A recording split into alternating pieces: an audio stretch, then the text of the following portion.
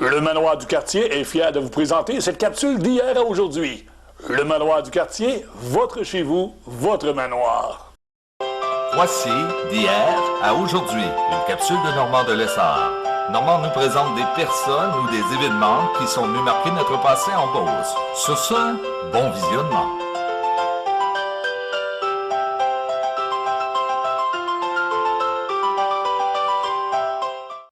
Et bienvenue à une autre capsule d'hier à aujourd'hui. Je suis présentement au Centre culturel Marie-Fitzbach de Saint-Georges. Cette année, en 2015, on célèbre le 20e anniversaire. Et oui, déjà 20 ans que Ville-Saint-Georges a pris possession de cette bâtisse. Saviez-vous en passant que c'est pas juste la bibliothèque municipale? Oh non! C'est la société historique, c'est des galeries d'art, plein de belles choses à découvrir. On s'en va à l'intérieur faire un tour. Bon visionnement!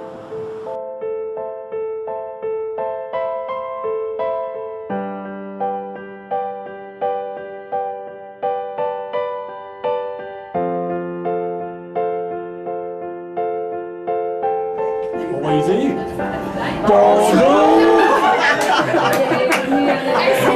C'est comme un peu compliqué. Allez-y. Bienvenue parmi nous. Bonjour, on vous souhaite une belle visite. Oui.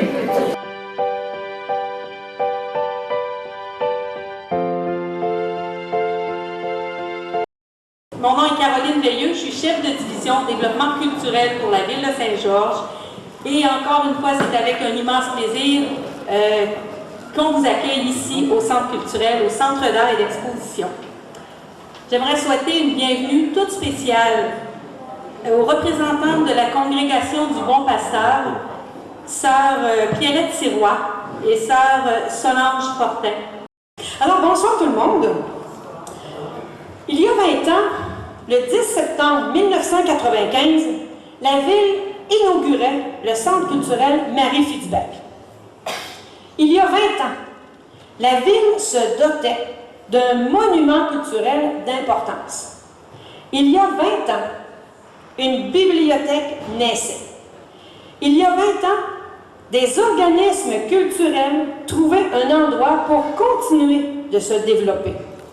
Il y a 20 ans, un rêve devenait réalité. Mais cet édifice a bien plus que 20 ans. D'abord, il a été reconstruit en 1923. Cet édifice était, vous vous en doutez, le couvent des Sœurs du Bon Pasteur.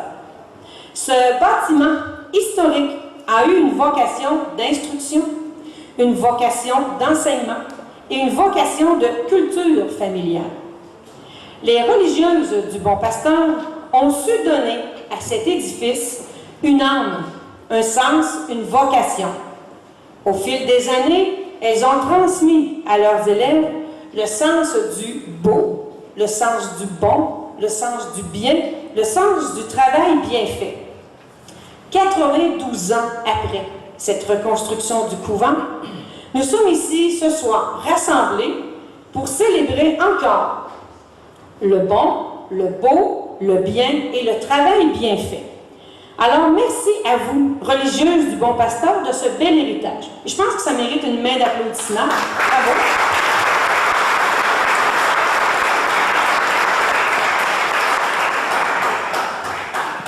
Ans maintenant que la culture occupe l'édifice.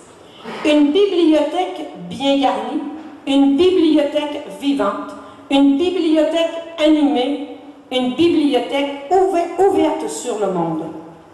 Un centre d'art et d'exposition avec des artistes et des artisans colorés, passionnés, talentueux, créatifs. Une société historique et une société de généalogie pour que jamais on oublie qui nous sommes et d'où nous venons. Mais 20 ans après, nous célébrons un centre culturel rempli de cœur, un centre culturel rempli de chaleur, un centre culturel rempli de vie, un centre culturel rempli d'avenir. Alors ce soir, célébrons la culture sous toutes ses formes. Ce soir, célébrons le beau, le bon, le bien. Ce soir, célébrons l'avenir de la culture. Bonne soirée.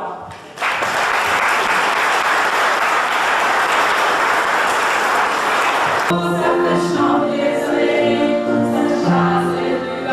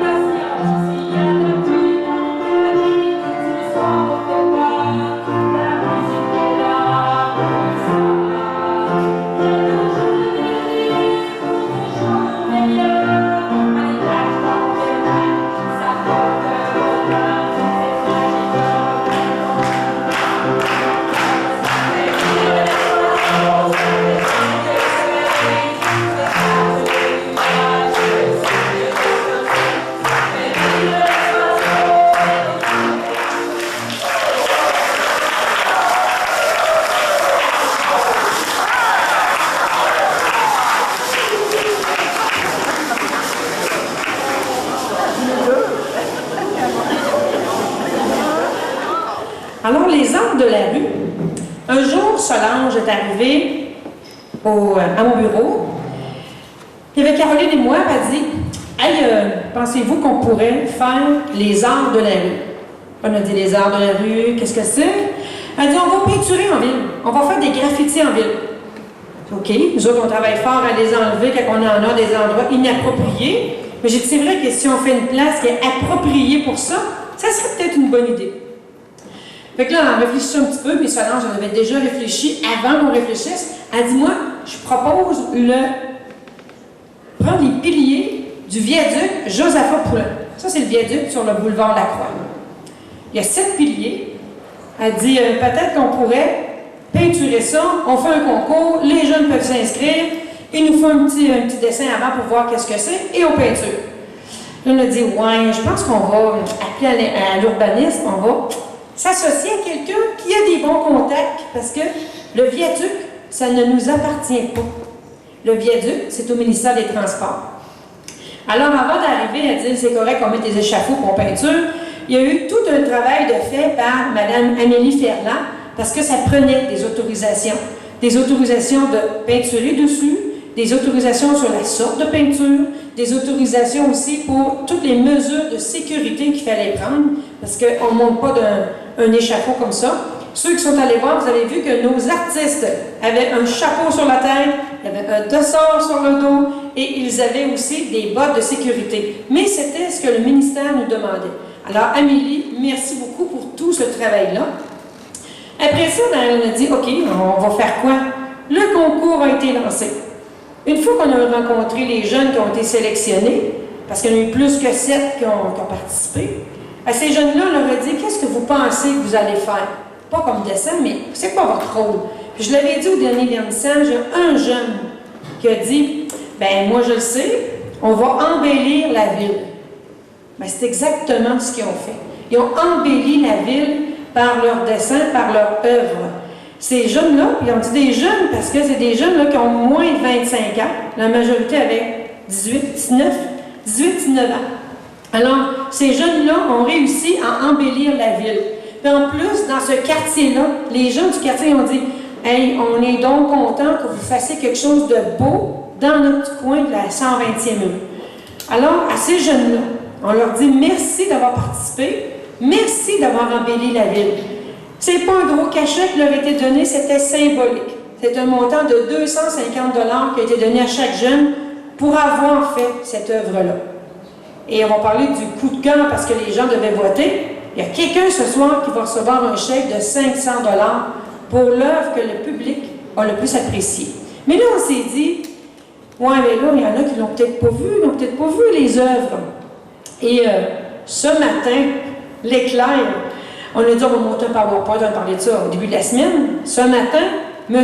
Normand de Lessard avait publié cette semaine sur rembose.com un petit vidéo qui illustre très bien ce qui a été fait sous le viaduc Josaphat-Poulain. D'abord, merci beaucoup, M. Normand de Lessard. Jamais qu'on aurait pu faire mieux. La grande gagnante, je dois dire, c'est Mme Cindy Poulain avec Volupté organique. Bravo.